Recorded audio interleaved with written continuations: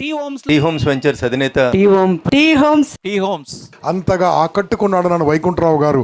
నేను ఎక్కడో పుట్టి ఎక్కడో పెరిగి ఎన్నో క్షేత్రాలు తిరుక్కొని వచ్చి కూర్చొని మాట్లాడుతున్నాను అంటే ఇది రుణానుబంధం కాదా? ఇది రుణానుబంధమే. దీన్ని రుణానుబంధం అంటారు. ఒక మంచి అంటే అన్ని అనుమతులు తీసుకొని ఎలాంటి ఇబ్బందులు భవిష్యత్తులో ఎట్లాంటి గందరగోళానికి తావివ్వకుండా ఒక మంచి ఫ్యూచర్ ఇన్వెస్ట్మెంట్ కోసం మీరు పెట్టబోయేటువంటి ఇన్వెస్ట్మెంట్ కూడా అంతా కూడా గొప్పగా ఎదుగుతుందని ఇంతింతై వటుడింత అన్నట్టు మీరు కొనేటువంటి ప్లాట్లు మీ పిల్లలకు మంచి భవిష్యత్తుని కలిగజేసేందుకు ఉపయోగపడాలని, ఎట్లాంటి లీగల్ లిటిగేషన్ లేకుండా మీరు అమ్మినటువంటి ప్రాపర్టీస్ అన్నీ కొన్నటువంటి ఇన్వెస్టర్స్కి శుభాన్ని లాభాన్ని రెండింటిని అందించాలని మనస్ఫూర్తిగా కోరుకుంటూ, ఎక్కడైతే ఫ్లైఓవర్స్ పడతాయో ఆ ఏరియా మొత్తం పెరుగుతుంది.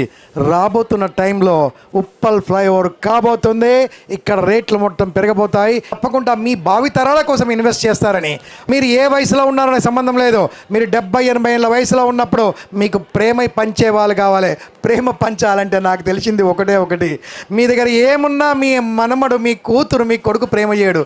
జాగుంటే మాత్రం గ్యారెంటీ ప్రేమ చేస్తారు. సో మీరు అందుబాటు ధరల్లో అందరికీ ఫ్లాట్స్ ఇవ్వాలని మీరు పెట్టుకుంటున్న ఈ సిద్ధాంతం ఏదైతే ఉందో సార్, తప్పకుండా అందరినీ భూమి గెలవాలని చేస్తుంది. దీనికి సహకరిస్తున్న అందరూ కూడా భూములు కొనండి, ఫ్లాట్స్ కొనండి. భవిష్యత్తులో మనకంటూ ఎవరో చెప్పారు నాకు, మనం కొనుక్కున్న ఏ ఆస్తి పత్రం మీదైనా, మనం చేసిన దేని మీదైనా మన పేర్లు మారిపోతాయంట, కానీ భూమి మీద మాత్రమే ఆ లింక్ డాక్యుమెంట్లు తీస్తే మన పేరు ఎప్పటికీ ఉంటుందంట.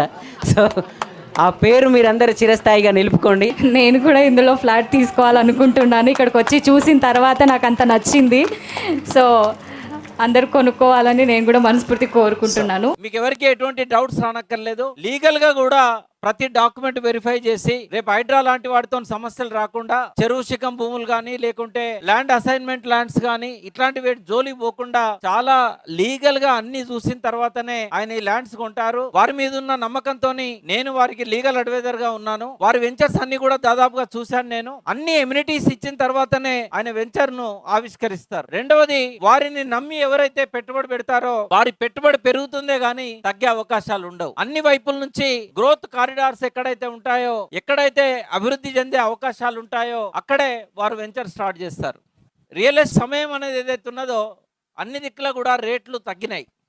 ఒకవేళ కనుక అదే గ్రోత్ కంటిన్యూ అయి ఉంటే ఇక్కడ 20,000 గజం ఉండేది. ఇవాళ ఎర్లీ బర్డ్ ఆఫర్ కింద ఇవాళ మీకు 10,000కే గజం ఇస్తున్నారంటే ఇంతకంటే మంచి అవకాశం అయితే నా దృష్టిలో రాదు. మీరు ఒక్కరోజు ఆలస్యం చేసినట్టయితే 11,000 అవుతుంది. ఒక నెల రోజులు ఆలస్యం చేస్తే 15,000 అవుతుంది. ఎందుకంటే వెనకాల ఒక రోడ్డు ఉంది, ఆ రోడ్డులోనే మనకు 15,000 గజం పోతా ఉన్నది.